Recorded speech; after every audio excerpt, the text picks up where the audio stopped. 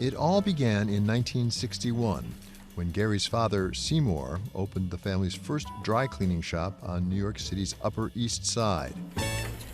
My father bought Joseph Cleaner's 1961 on York Avenue and 80th Street. He was obsessed with two things, Joseph Cleaner's and the dry cleaning business and the New York football Giants. He lived the business, but as one of my friends said, it wasn't work for him. He loved the people, he loved the action, he loved trying to get the product to the people in a quality way, and he just had a great work ethic, never missed a day of work from 61 to 96. Side by side, the father and son duo opened East Hills Cleaners in 2003, expanding the family's legacy. We had to sign a new lease in 2001, and rent was going up, cost of doing business was going up, business was still good, and we decided to, okay, we'll sell, and then we decided to look for a store on Long Island, and we worked really hard to build this up. Okay, thank you. After decades in the business, Gary is starting to look at what comes next, which for many mom and pops often means continuing the family business without the family. Succession plan is something that I'm concerned with. I can't keep working, these hours. I try to take some weekends off and some time off. It's a small business, as the boss being here. My family says the brand in a small business is you. Gary Bochner is far from an outlier. According to the U.S. Census Bureau, just over half of U.S. businesses are owned by people 55 and older. That's millions of small businesses nationwide that will soon be looking for someone new to take the reins. The small family-owned businesses are a huge part of our economy. They're actually the backbone of our economy. There are about 5.5 million of them, and they employ a tremendous amount of the workforce in the U.S. Christina Wing is founder of Wingspan Legacy and senior lecturer at the Harvard Business School, specializing in what comes next for America's family businesses. Is the nature of small family-owned businesses changing in the United States? In years past, it was left to the children, and the children wanted to run it. Now the rising gen would rather the family business owners sell their business, and they'd rather inherit the cash. And that's going to cause a real issue in the economy, because it's going to lead to jobs going away, and it's going to lead to people in communities owning the business that aren't part of the community. Despite the importance of family-owned businesses to the U.S. economy, and despite the imminent retirement of many who built and run them, there's still a striking lack of planning for what comes next. A recent U.S. bank survey shows that only half of the 1,000 small businesses interviewed has a succession plan in place. We talk a lot about succession when it's a big publicly traded company. Do small family-owned businesses think and talk about succession as well? So the funny thing is, we actually talk about succession about other people, but inside the families, they don't talk about succession. We really need to start talking about succession a lot earlier, and it has nothing to do with the size of the business. If I am an owner of a small business, and I'm getting on in years, and I want to figure out a way out, where do I turn? Who do I ask for advice? There are advisors, unfortunately, who most owners of a small business ask. They ask a friend, and most friend has done it poorly. We have this problem everywhere in the world where succession and age get mingled. And so you start to feel, I'm old, I need a succession plan, oh, I better sell. But if they would talk to more professionals in the space, I think that they would see they have other options. And that's that spectrum of owner-operator to owner-investor. I think there's a lot of people that would love to hold the business, because sometimes their children might not want to work in it, but their grandchildren might want to. And so if you can kind of play it out for a while, it gives you more flexibility. Over the next 25 years, baby boomer and older households are expected to pass down about $100 trillion in wealth. And though we don't know exactly how much will come from family-owned businesses, those holdings make up roughly 18% of their net worth, pointing to an estimated $18 trillion in business value that could change hands by 2048. But unlike other assets, family businesses can be messy, which makes the next generation less interested in receiving what's being passed down.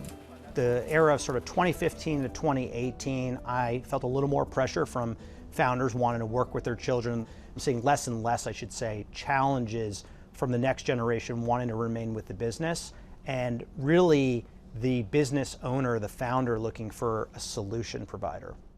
Jarrett Turner comes from a family business, a roofing company founded and still operated by his 73-year-old father. Like others, Turner didn't want to go into the business himself, but instead started a middle-market private equity firm 11 years ago to help people like his dad when the time came for them to step down. A lot of these businesses, the value in part is the connection to the community. They know the owner. They've been going to the same shop for a long time. Does the value of the business go down when it does come time for the founder to leave? If the founder were to leave and control a lot of local relationships, I think inherently the business value would go down. Turner's Soundcore gives owners the option to sell while staying involved in running their business for an extended period, preserving, at least for a time, the best of a local enterprise. It provides capital to those who built the businesses and continuity for the communities they serve. We're focused on developing theses in sectors which we deem to be highly fragmented, in big market TAMs where we can aggregate and buy a number of family founder owner-operated businesses in the same sector. We can professionalize, we can implement technology, best practices, procurement programs, and take them to sort of the next level of professionalization, take market share, grow revenue, improve margins, and then typically sell within 4 to 5 years to a larger scale buyer. Typically, when you buy a business, is it 100% of the business? So I think when you're a private equity firm, or maybe you're a family buying someone else's business, one of the challenges is customer relationships with the business owner, and also the DNA of that business, the culture is often driven by 1 or 2 people. So for us as a philosophy, we look at sellers and we put together a seller retention matrix where we look at a lot of qualitative aspects of their personality and how long have they been with the business, the number of customers that they have, the number of suppliers that they have. But one of the best ways as a buyer to assure that you're going to have interest in that business owner to continue to sort of drive the business forward and not improve their golf score the next day is to have skin in the game. Do you have much competition in private equity for small family-owned businesses? I would say you would have to look at our average multiple that we pay. If you type in private equity and average purchase price multiple into Google or another search engine, you'll typically see 12 to 20 plus times EBITDA. We've averaged in context at a 5.9 times multiple, and that's across 109 acquisitions. So in terms of our volume and the number of acquisitions that we've done and apply that to the multiple, we're probably one of the lowest of any private equity firm in the United States. I would use that as evidence that we don't have a lot of competition. The way that we're able to do that is we're buying very small businesses. In a changing economy, dependable cash-generating businesses are gold mines, especially for private equity firms able to buy small and scale fast. We at Soundcore, we focus on recession-resistant businesses. What's your average length of time you hold them?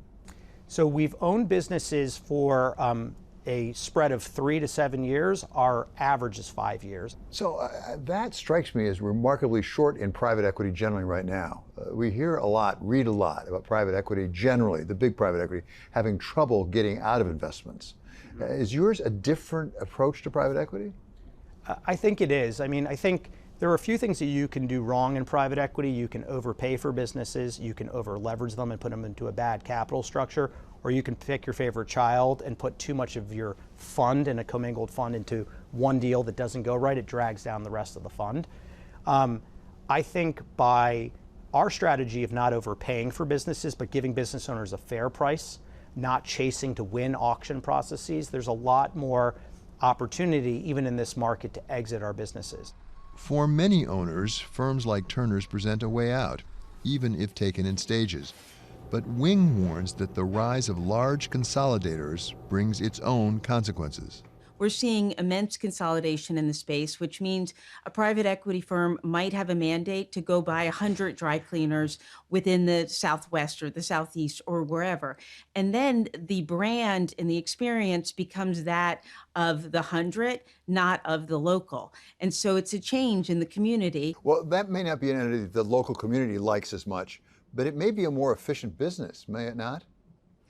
I think that the roll up of a lot of different personality-based businesses, there are great reasons to do that in certain places, but I don't think overall that I would make a statement that a financial buyer is a better owner than others unequivocally. But there are cases where they are.